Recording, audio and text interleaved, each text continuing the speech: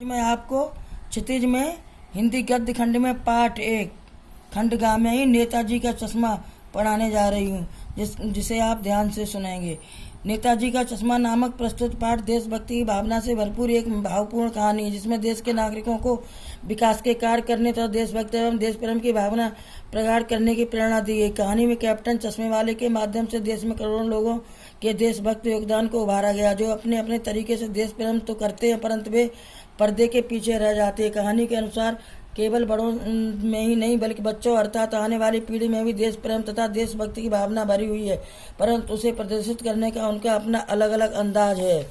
कस्बा और नगर पालिका। कस्बा बहुत बड़ा नहीं था, कुछ ही पक्के मकान थे, एक बाजार था, लड़कों और लड़कियों का एक एक स्कूल, सीमेंट का छोटा सा कारखाना और 2 ओपन एयर सिनेमाघर नगर पालिका थी। नगर पालिका इस कस्बे में कुछ न कुछ छोटे मोटे कार्य करती रहती। नगर पालिका के अधिकारी या बोर्ड ने बाजार के मुख्य चौराहे पर संगमरमर पत्थर से बनी नेताजी सुभाष चंद्र बोस की प्रतिमा लगा दी थी। नंबर 2, हवलदार साहब और मूर्ति। हवलदार साहब हर 15वें दिन कंपनी के काम के सिलसिले में उस कस्बे से गुजरते थे। हवलदार साहब जब पहली बार इस कस्बे से गुजरे तो उन्होंने नेताजी की मूर्ति देखी। संगमरमर की बनी नेताजी की मूर्ति टोपी की नोक से लेकर कोट के दूसरे बटन तक कोई 2 फीट ऊंची है। नेताजी की मूर्ति सुंदर तो थी, किंतु उनकी आंखों पर चश्मा नहीं था। मूर्ति पर सचमुच का एक सामान्य काला चौड़े फ्रेम वाला चश्मा पहना दिया गया था।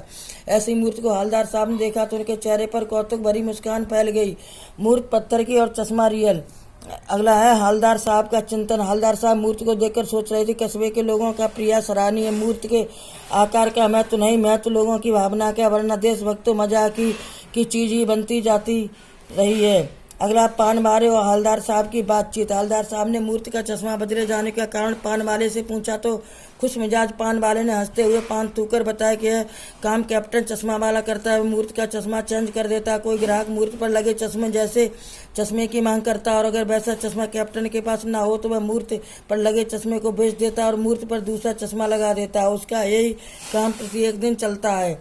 अगला है नेताजी का ओरिजिनल चश्मा। हवलदार साहब ने पान वाले से पूछा, नेताजी का ओरिजिनल चश्मा कहाँ गया? पान वाले ने बताया, मास्टर बनाना भूल गया। तब हवलदार साहब ने जाना मूर्ति के नीचे लिखा, मूर्तिकार मास्टर मोतीलाल कस्बे का मास्टर है। बेचारे से नगर निगम के किसी अधिकारी ने महीने भर में मूर्ति बनाकर पट्टर देने की बात कही और जल्दी में उसने सोचा होगा कि पत्थर में पारदर्शी चश्मा कैसे बनाया जाए।